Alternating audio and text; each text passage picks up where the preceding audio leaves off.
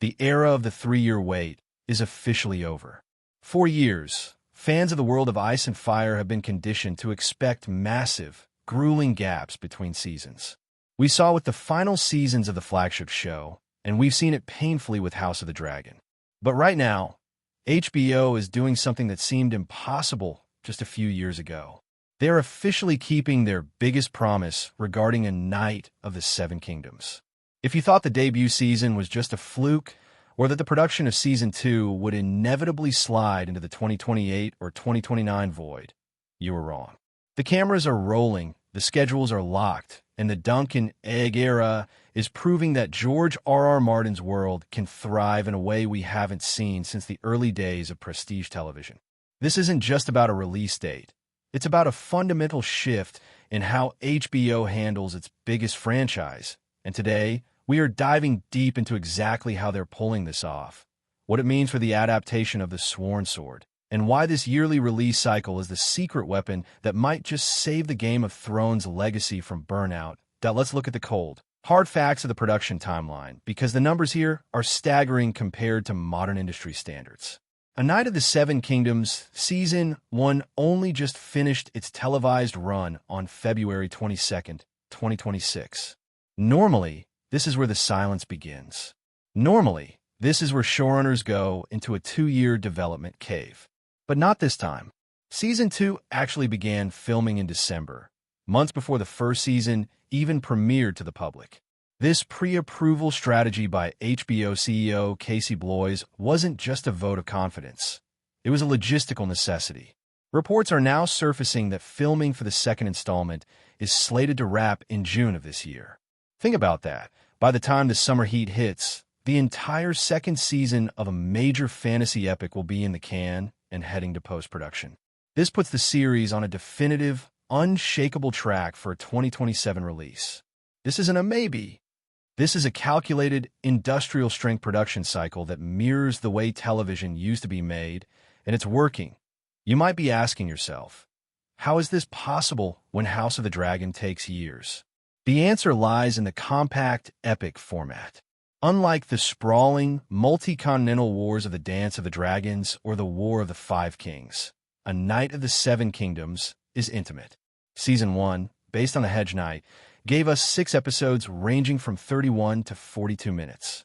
It was lean, it was focused, and it didn't require 10,000 CGI dragons to tell a compelling story. By adapting The Sworn Sword for Season 2, HBO is leaning into this strength. They are proving that you don't need a $200 million budget per episode to capture the magic of Westeros. By keeping the episodes shorter and the stories contained to specific novellas, they have removed the production bottleneck. This allows the crew to move faster, the actors to stay in character without long breaks, and the audience to stay engaged year after year.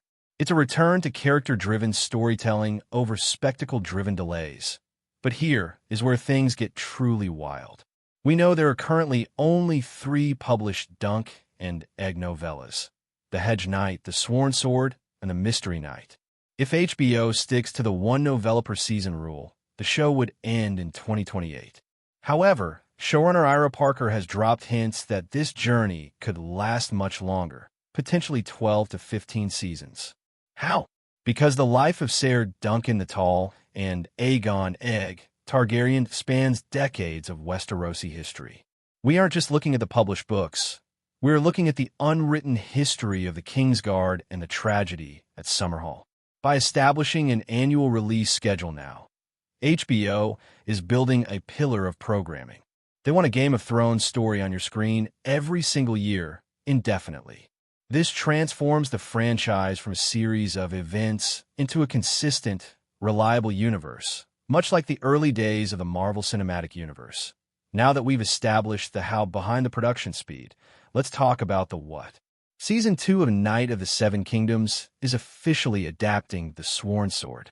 For those who haven't read the novellas, this is a massive shift in tone from the Ashford Tournament of Season 1. We are moving away from the bright banners and the nightly pageantry of the tournament grounds and into the dusty, drought-stricken lands of the Reach. This is where the annual release strategy gets tested. Season 2 follows Dunk and Egg as they enter the service of Ser Eustace Oscary, a landed knight whose glory days are long behind him. This story is crucial because it introduces the Red Widow, Lady Roanne Weber.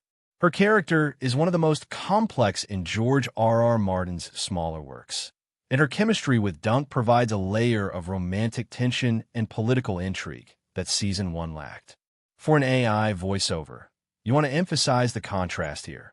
The drought isn't just a weather event. It's a symbol of the decaying peace in Westeros.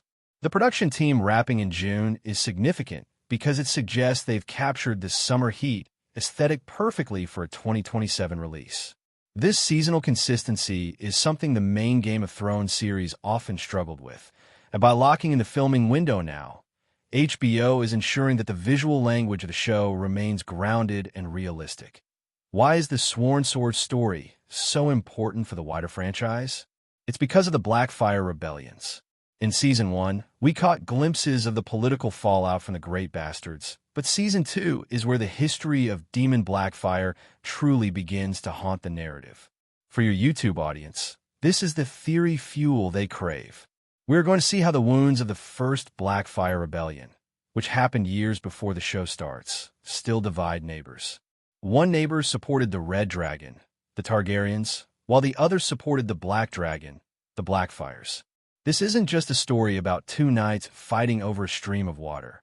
It's a microcosm of a civil war that refuses to die. When you're scripting this for an AI voice, use pauses to let the weight of the Blackfyre name sink in. This lore is what connects a Knight of the Seven Kingdoms directly to the events we see in House of the Dragon, and eventually the birth of Daenerys Targaryen.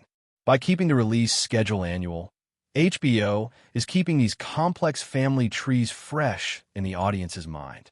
You don't have to spend the first 3 episodes of Season 2 reminding people who the characters are because they only saw them 12 months ago. Finally, we have to address the elephant in the room, the 15-season claim. Showrunner Ira Parker isn't just dreaming big. He's looking at the timeline. If Season 2 wraps in June and Season 3, presumably The Mystery Knight, begins filming in December 2026, the momentum is unstoppable. But the 15-season plan requires going beyond the books. This is where the AI voiceover should lean into the speculation tone. We know Dunk and Egg eventually end up at Summerhall, the tragic event that killed King Aegon V and his heir. We know Dunk becomes the Lord Commander of the Kingsguard. We know they travel to the north to deal with the she-wolves of Winterfell. There is enough outline material from George R.R. Martin to fuel a decade of television. The biggest promise being kept isn't just about the 2027 date. It's the promise that HBO has finally learned how to manage George R.R. Martin's world without running out of steam. They are building the infrastructure for a multi-decade epic, one compact season at a time.